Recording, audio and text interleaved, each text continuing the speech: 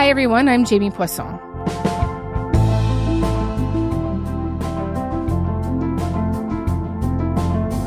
By the end of the day on Wednesday, the tenuous ceasefire between Iran and the U.S. was already being tested, as Israel continued to bomb Lebanon heavily and Iran attacked Gulf countries.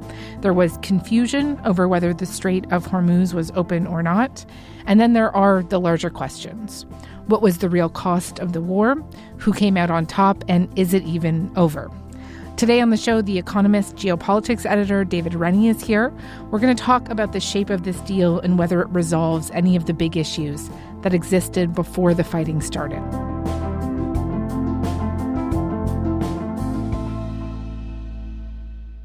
David, thank you so much for coming on the show. It's really a pleasure to have you. Great to join you. So I'm just going to timestamp this conversation because of how quickly things change when dealing with the U.S. president. It is currently noon on April 8th, one day after the U.S. and Iran announced a temporary ceasefire agreement in which both sides would engage in further negotiations for a definitive peace agreement. Israel also agreed to the ceasefire. The basis of this ceasefire agreement appears to be this 10-point plan that the Iranians had floated, I think, for weeks now. And can you just walk me through what we know about the ceasefire and the details being organized before there can be a more definitive peace agreement? Well, yes. So when I think this word ceasefire, it's important to take a step back and reflect on how often we hear this word ceasefire being used as if it's almost exactly the same thing as a peace deal to end a war or a peace treaty. And it really isn't. It's just they've stopped firing at each other. America is no longer actively bombing sites in Iran. And actually, Iran seems to be launching some limited strikes in its neighborhood because Israel does not agree that its actions in Lebanon against the Iranian proxy Hezbollah are covered by the deal, although right. Iran says they are. And so you're right that if you're a real optimist, the point of agreement is that the bombs have stopped falling for now, mostly, and the drones and missiles are mostly not leaving Iran. And crucially, that 10-point deal that you described that the Iranians have put out was described as a workable basis for negotiations in one of the social media posts we've seen in the last few hours from President Trump. Now, the problem with that is that if you actually read through that 10-point list, it's very hard to see how many of those points could be a workable basis for an agreement that Donald Trump and the Americans, let alone the Israelis, could accept. Because, depending on which day of the week it is, or even which hour of the day it is, and you look at the list of Trump administration war aims, some pretty important war aims that certainly, not that long ago, we were told were central to the American strategy. For example, making sure that Iran did not have access to its highly enriched uranium. We know they've got 440-odd kilos of highly enriched uranium, enriched to a point not very far off what you need for making a bomb. Consistently, President Trump, backed up by people like Secretary of State Marco Rubio, have said that it is totally unacceptable for Iran to have that stock of highly enriched uranium. That is material you only need if you have an intention or you might want to make a bomb, and it needs to leave the country. And that Iran must surrender its right to enrich uranium. And if you look at the Iranian 10-point plan, they say they need their rights to enrich uranium. Before you even get to points in the Iranian plan like wanting compensation for the Americans, I think everyone understands are never going to happen in a million years. And so it's really unclear that when the negotiations resume, we believe, on Friday in Islamabad, the Pakistani capital, it is very unclear how close the two sides are. And it's made even less clear by the fact that both the Iranian regime and President Trump have a tricky habit of claiming total victory after every one of these rounds of talks and negotiations. Yep. So they're both saying they got everything they want, but they clearly have not. And so we don't know how long this deal survives or how fragile this truce turns out to be. What's the latest on the Strait of Hormuz? As we're recording this, I believe it's still not opened. Trump has told ABC News, quote, "We're thinking about doing it as a joint venture," I guess opening it, right? It's a way of securing it, also securing it from lots of other people. It's a beautiful thing. I've also seen reporting that Iran is going to demand a toll for every ship that passes through the strait. Do you have a clear sense of the plan for the strait here? No, because nobody has a clear sense of the plan. And when the Trump administration, led by the president, says that a major achievement of their almost 6 weeks of fighting so far is that they are going to reopen the Strait of Hormuz, I think that other governments are entitled to say, well, the strait was open before this war.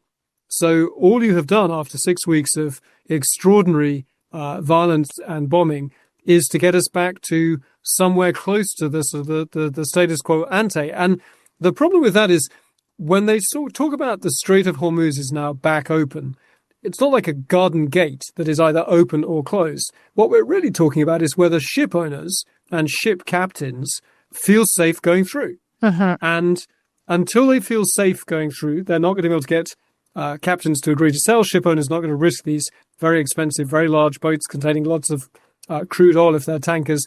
No one's going to charge reasonable insurance premiums to get those boats through. And so, although there are a large number of ships that have been stuck the wrong side of the Strait of Hormuz inside the Persian Gulf and who are absolutely desperate to get out because it's costing their owners a lot of money. Their crews don't have enough food and water. It's been a miserable situation. We've actually, things keep changing, but the latest report I read said that there had been 2 ships that exited from the Strait of Hormuz out into the open sea so far, which is actually fewer than we've seen in recent days. And one of the 10 points on the Iranian list said that the strait is going to be open for shipping with the supervision, I forget the exact term they use, of the Iranian military.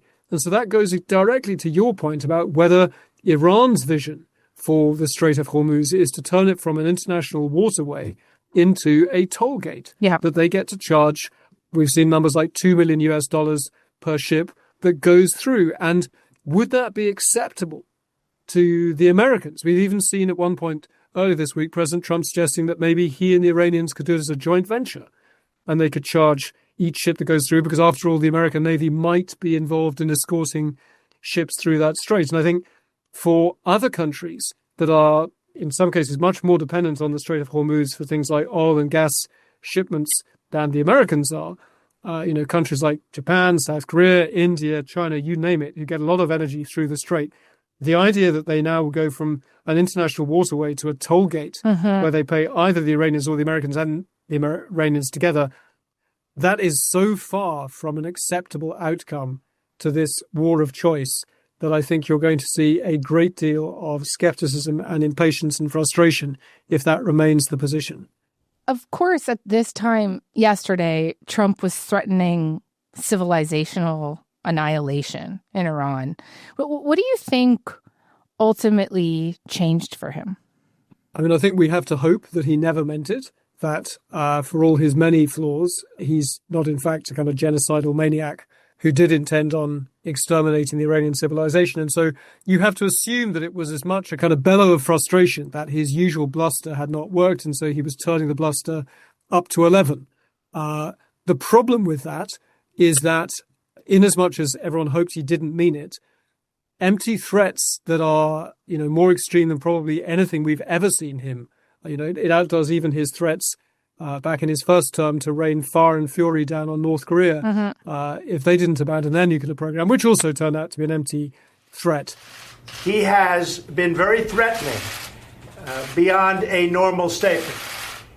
And as I said, they will be met with fire, fury, and frankly, power, the likes of which this world has never seen before.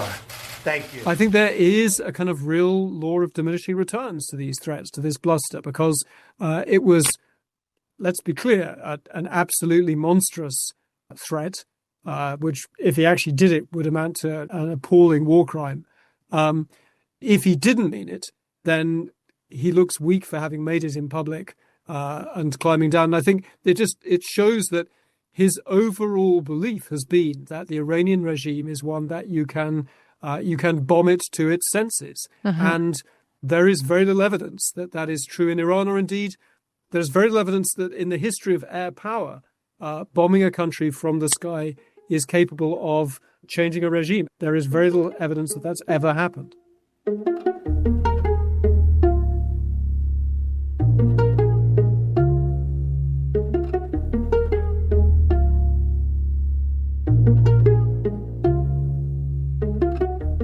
You mentioned before the U.S. is kind of claiming victory here. I was just watching Pete Hegseth do that in a press conference. But in your estimation, like, who seems to have the leverage in this agreement? And who do you think has satisfied more of their strategic goals here? I think it's very clear that a clear loser is the United States. It chose this war against the better advice of its allies and friends, and it has not ended with its initial war aims being met. It has not eliminated Iran's nuclear program. It has not captured or taken out Iran's highly enriched uranium. There was initially talk of completely destroying Iran's missile program that could threaten countries as far away as in Europe. Iran is still capable of firing missiles and has been proving that. But today, there is not peace. In fact, the country I'm in, the UAE, says it continues to take incoming fire from Iran, ballistic missiles and drones. Kuwait reports the same. And the IRGC, the regime, is taking credit for allegedly attacking Israel and Saudi Arabia overnight. And so now we see language, as I say, depending on the day of the week. Recently, we saw the Secretary of State, Marco Rubio, saying that one of the aims when it came to ballistic missiles was to take out a significant percentage of that ballistic missile program. But right now, our focus is on the destruction of their ballistic missile launchers, their ballistic missile stockpiles, and their ballistic missile manufacturing capability, as well as their one-way attract drones and their Navy, because of the threat it poses to global shipping. They wanted to completely neutralize Iran's proxies in the region, Hezbollah in Lebanon, Hamas in the Palestinian territories. And let's be clear, Iran has been doing enormous damage with those proxies. Those proxies are terrorist organizations that cause a tremendous amount of damage. No one should weep for the idea of trying to eliminate the existence of those proxies. But it turns out that they have not also been eliminated. Actually, Hezbollah, even though Israel is bombing it again today, remains a live force in Lebanese politics, as well as an extremist organization. And so there is a real sense that America is the very clear loser. It's very hard to know whether Iran will end up as a durable winner. I think that their economy has suffered tremendous damage. They have lost an enormous number of their top leaders. They have won by not being defeated in a very kind of bleak way. The Iranian people are absolutely unambiguously losers in this. Not only are they being bombed by America and Israel, but they also remain in the grip of a regime which does not have majority support, as far as we can tell, in Iran, and which was willing to kill thousands of its own people when they protested in January of this year. And, thousands is the Iranians' own admission, tens of thousands by some counts. And so a wicked, murderous regime remains in charge. But it has demonstrated that it has, to your point about leverage, its grip on the Strait of Hormuz turns out to be an extraordinarily effective stranglehold, that it does control one of the great chokeholds in energy supplies, shipping supplies in the world. One further miscalculation from the Americans, Donald Trump seemed to have this belief that the American oil price was not necessarily affected by what happened in the Strait of Hormuz, because not that much oil, or if any, reaches American consumers through the Strait of Hormuz, and America is a net oil and gas exporter.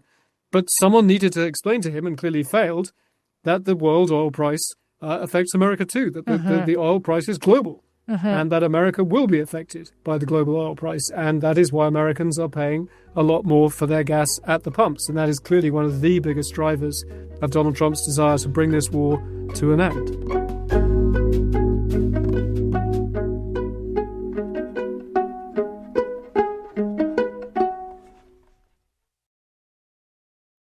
I want to put to you an argument from military thinker and author Robert Pape. And he has been talking a lot about the fact that he feels that this conflict has turned Iran into a fourth center of global power alongside the U.S., China, and Russia. As you've just said, he notes their control over the Strait of Hormuz and thus international oil production, the global economy, but also the fact that they were able to survive the use of overwhelming force from the U.S. and Israel. He refers to this as a structural shift in power. I mean, what do you make of that assessment? So I am not based in the Gulf. I'm not in the Middle East. My colleagues who are based in the Middle East, they're very clear. This is a real loss for the United States. But they are very cautious I note in our meetings and our sort of online conversations, they're very cautious about saying that this is definitely going to be an enduring win for Iran. The Iranian economy was on its knees before this war began. The Iranian economy remains on its knees. They have rampant inflation. They're still subject to very severe sanctions. Those sanctions are not going away anytime soon because they are still not in compliance with their obligations under the Non-Proliferation Treaty.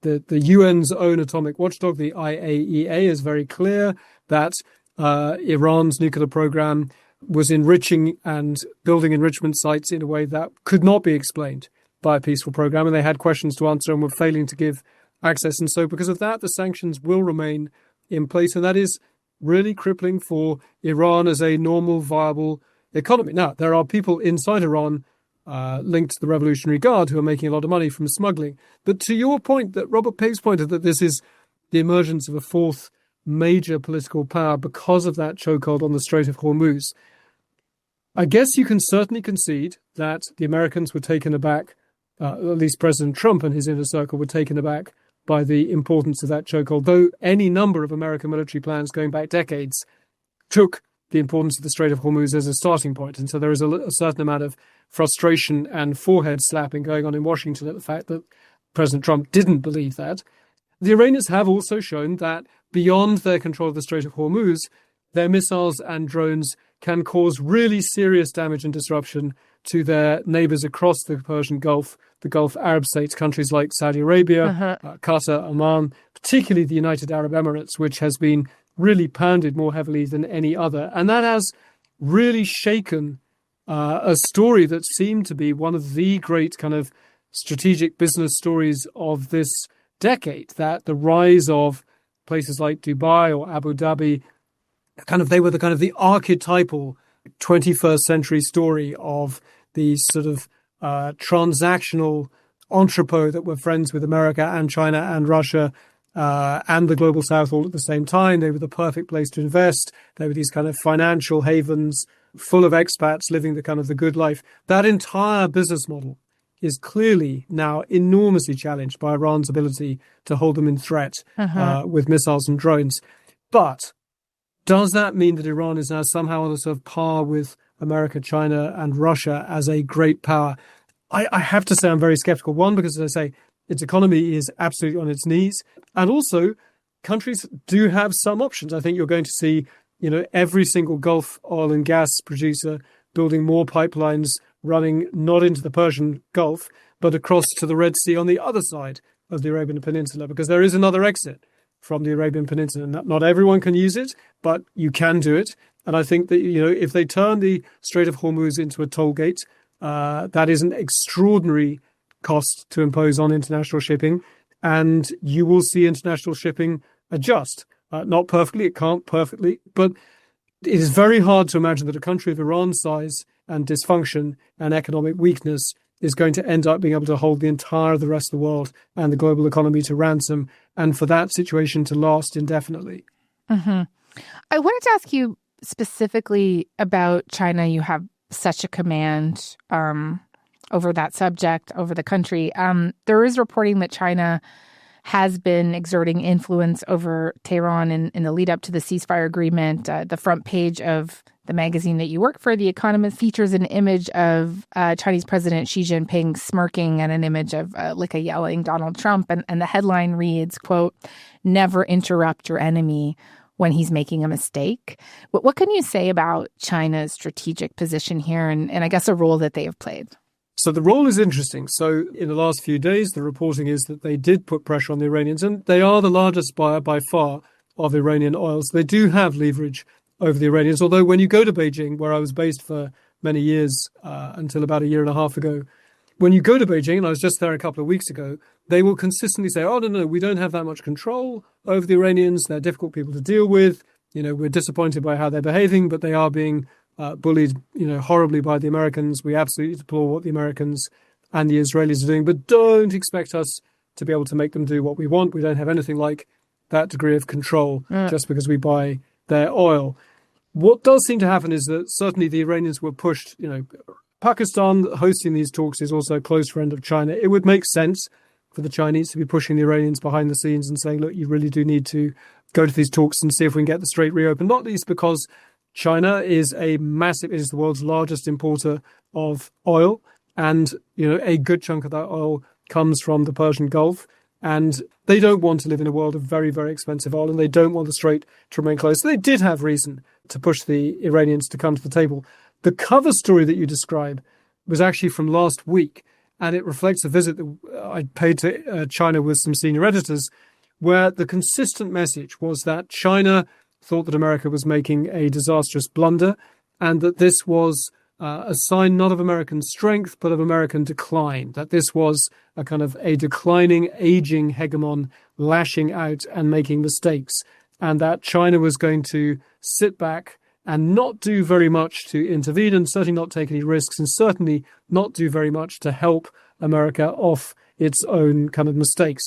There's a caveat to that, though, which is that the Chinese are connoisseurs of power, and even as they were telling us that they thought that Donald Trump was making appalling strategic blunders that in the very short term made China look good, made America look bad, and that was probably cynically a win for China, they were very concerned about a long war that was going to raise those energy costs, but also they were exceedingly shaken and impressed by some of the firepower that was being used by the American and even the Israeli military. And in particular, some senior retired PLA had been saying behind closed doors in Beijing that the PLA, the Chinese military, really needs to study things like the use of artificial intelligence by the Americans to target, to wire together, to network all of their systems, that kind of display of high-tech weaponry that we saw from America and Israel. China was studying that and actually was quite shaken by the fact that it seems to be far more advanced and sophisticated and effective than the systems that China currently has.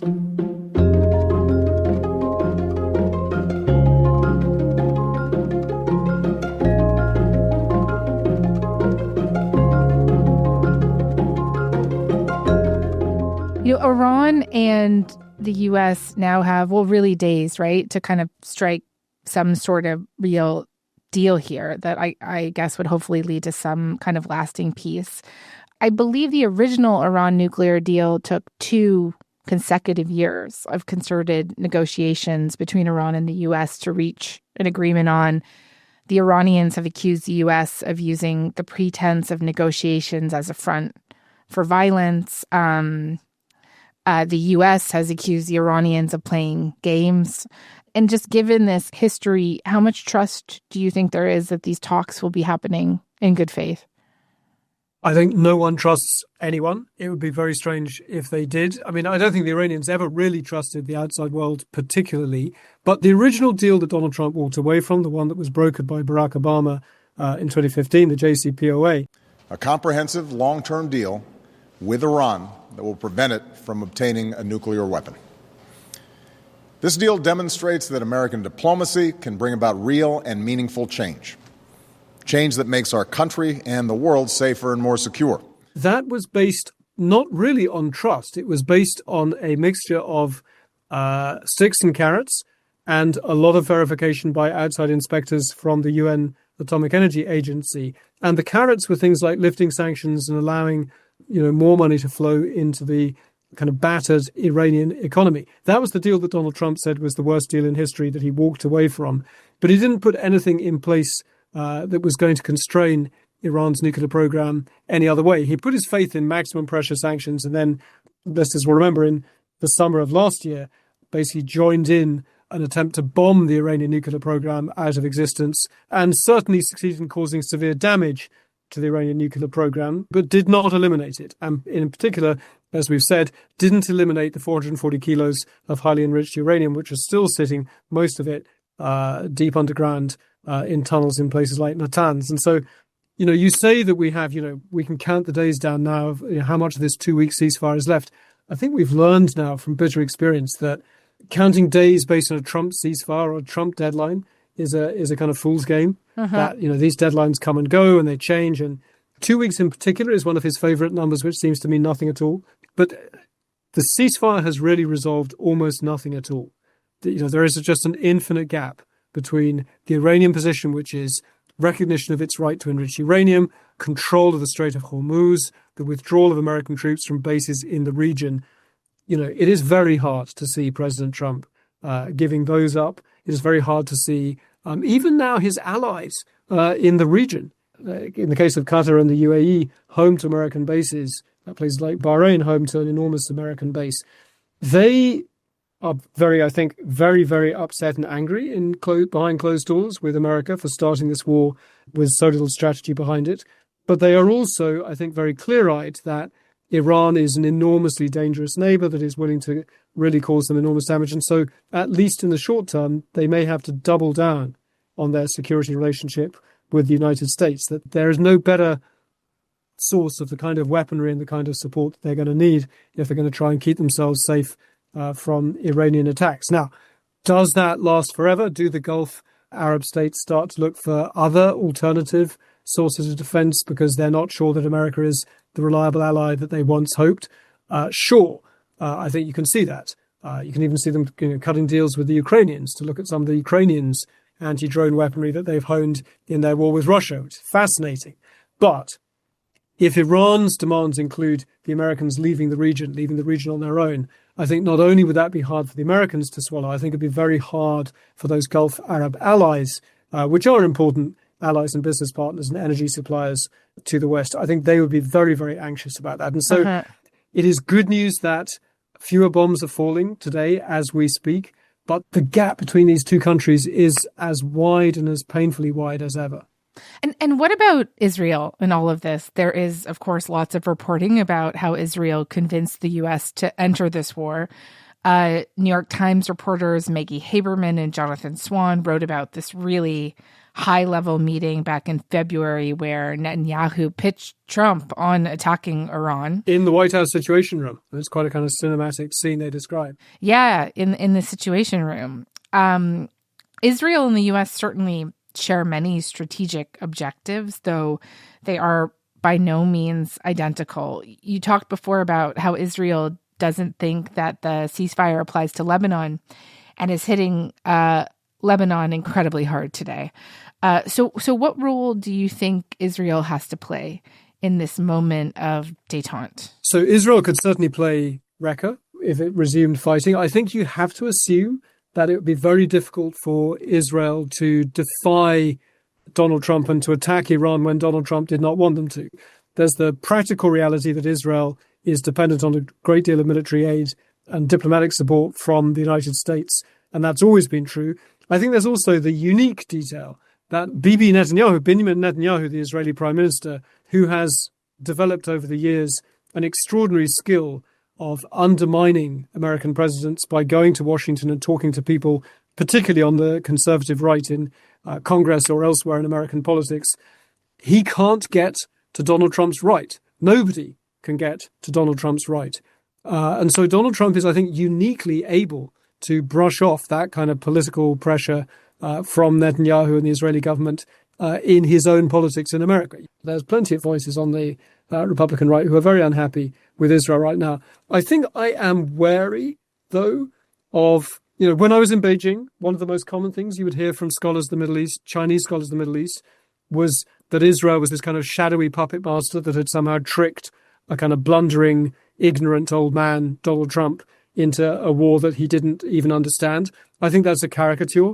Netanyahu's greatest power over Donald Trump, I think, is that they see the world in fairly similar ways, not identical ways, but they do fundamentally have a similarly hawkish view that the only language that the Iranian regime understands is violence and force, and that enough force will make them buckle, and that they might buckle rather fast. And a kind of weirdly, naive is the wrong word, but this weird belief that if you just decapitate the Iranian regime, that somehow, like a monarchy, you take out the top leaders and the thing will fall apart. Whereas every expert on the Middle East would say that the Iranian regime had been planning for years to withstand a decapitation because they knew that was one of the things that might happen to them. And they decentralized power so that they wouldn't be taken out by a decapitation strike. And so I think it's more that Netanyahu and Trump, they are more aligned than you might like to believe. And I'm wary of this kind of the idea that somehow Israel is the puppet master that has kind of led a completely bamboozled Donald Trump to do things that he didn't want to do. That seems like a good place for us to end today. David, really, it's like a pleasure listening to you. Thank you so much for this. Thank you very much for having me.